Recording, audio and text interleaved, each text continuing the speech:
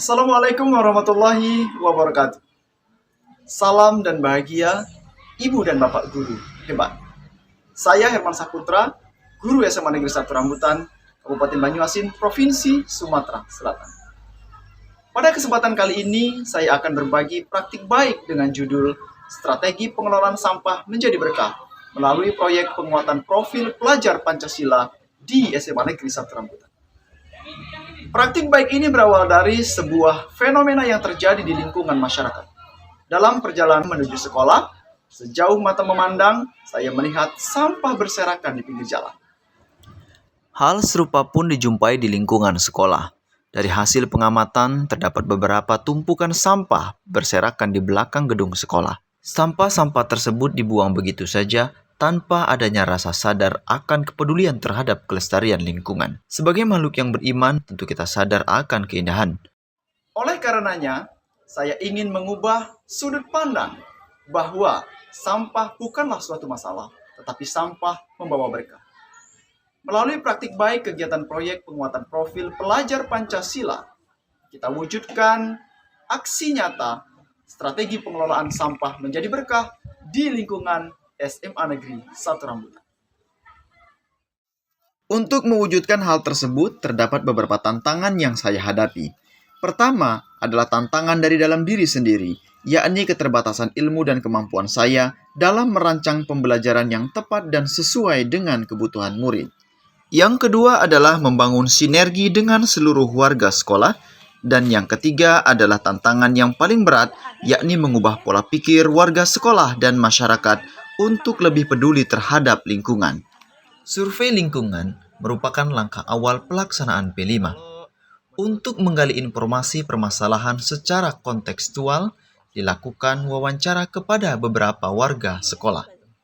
Di antaranya adalah guru, penjaga kantin, dan orang tua siswa atau wali murid.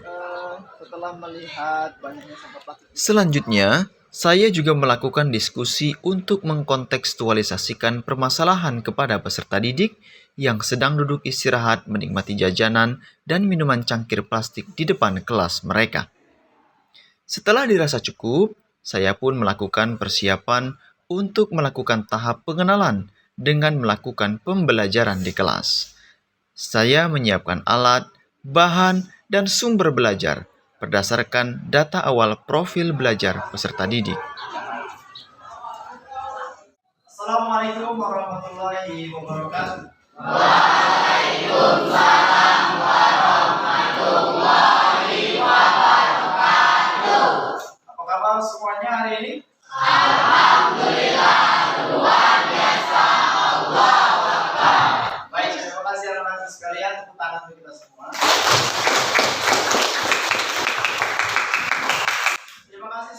Pelaksanaan pembelajaran P5 pada tahap pengenalan proyek ini direncanakan dilaksanakan selama 6 jam pelajaran. Dalam pembelajaran praktik baik yang saya susun kali ini merupakan kegiatan kedua yang dilakukan selama 3 jam pelajaran. Kegiatan dimulai dari kegiatan pendahuluan, salam, berdoa, bina suasana, dan pelaksanaan kegiatan umum. Selanjutnya, kegiatan inti diawali dengan penyampaian tujuan pembelajaran, mengarahkan untuk berkolaborasi dalam kelompok, mengobservasi, mendampingi dalam berdiskusi, serta mencatat temuan-temuan penting selama observasi. Selanjutnya, saya meminta kepada setiap kelompok untuk melakukan presentasi dan saling menanggapi.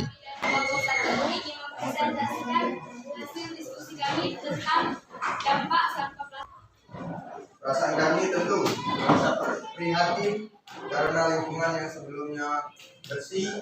Di akhir sesi pembelajaran, seperti biasa, saya mengajak peserta didik untuk merumuskan kesimpulan dan melakukan refleksi.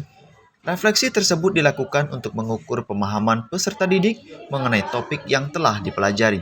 Selain itu, refleksi juga digunakan untuk memberikan apresiasi dan mengetahui ekspresi perasaan peserta didik selama mengikuti kegiatan pembelajaran. Setelah tahap pengenalan, selanjutnya peserta didik masuk pada tahap kontekstualisasi. Pada tahap ini peserta didik melakukan pembelajaran secara kontekstual. yaitu belajar secara langsung dengan melihat fenomena yang sesungguhnya dan menggali informasi melalui sumber yang nyata.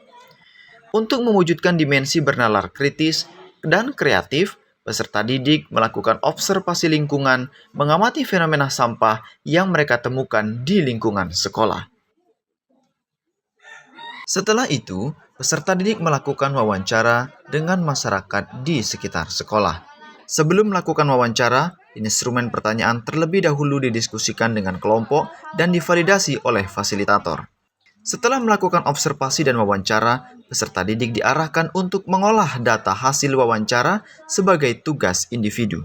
Selanjutnya, untuk memasuki tahap aksi, peserta didik diminta berdiskusi dalam kelompok besar, dan hasilnya dibawa pada rapat fasilitator bersama kepala sekolah.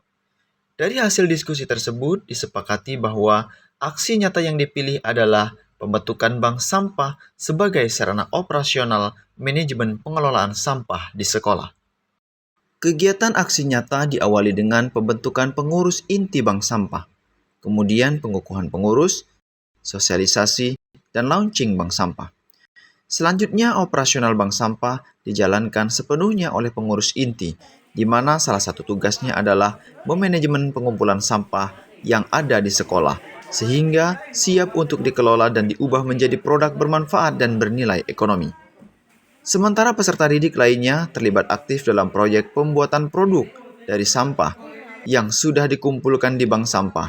Beraneka ragam produk yang dihasilkan oleh peserta didik, tergantung ide dan kreativitas kelompok masing-masing. Setidaknya, produk yang mereka buat harus memiliki 3 komponen penilaian, yaitu nilai estetika, nilai kebermanfaatan, dan nilai jual. Selain dibuat produk, sampah yang tidak dapat diolah dijual kepada pengepul barang bekas. Uang hasil penjualan diberikan ke kelas masing-masing sebagai kas kelas untuk pendanaan proyek-proyek selanjutnya. Setelah melaksanakan aksi, tahap selanjutnya adalah melakukan refleksi.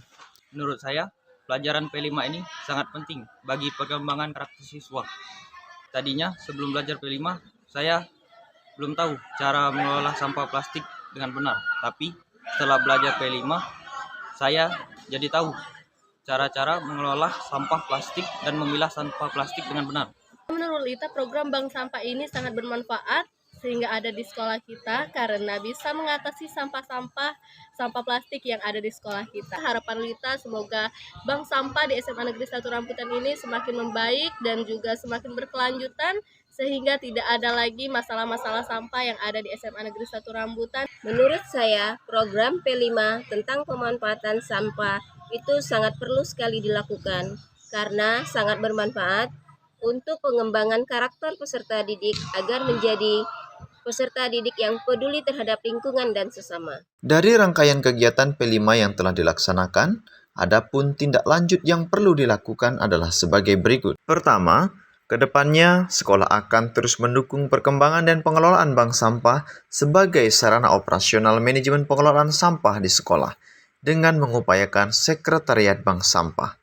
Yang kedua, perlu membangun sinergi kemitraan kerja dengan pihak lain seperti agen pengepul sampah atau instansi unit usaha lainnya. Dan yang ketiga, mengembangkan bank sampah tidak hanya untuk sekolah, tetapi juga untuk masyarakat desa. Sebagai penutup sajian praktik baik ini, saya simpulkan bahwa dari rangkaian kegiatan pembelajaran proyek penguatan profil pelajar Pancasila yang telah dilakukan diperoleh hasil di mana peserta didik dinilai mampu mengimplementasikan elemen-elemen yang menjadi bagian dalam dimensi bernalar kritis, kreatif, dan akhlak mulia kepada alam. Selain itu, melalui refleksi langsung yang disampaikan peserta didik setelah kegiatan selesai dilaksanakan, bahwa saat ini peserta didik telah paham dan sadar akan kepeduliannya terhadap lingkungan. Demikian yang dapat saya sampaikan dalam praktik baik ini, semoga bermanfaat. Saya akhiri, wassalamualaikum warahmatullahi wabarakatuh.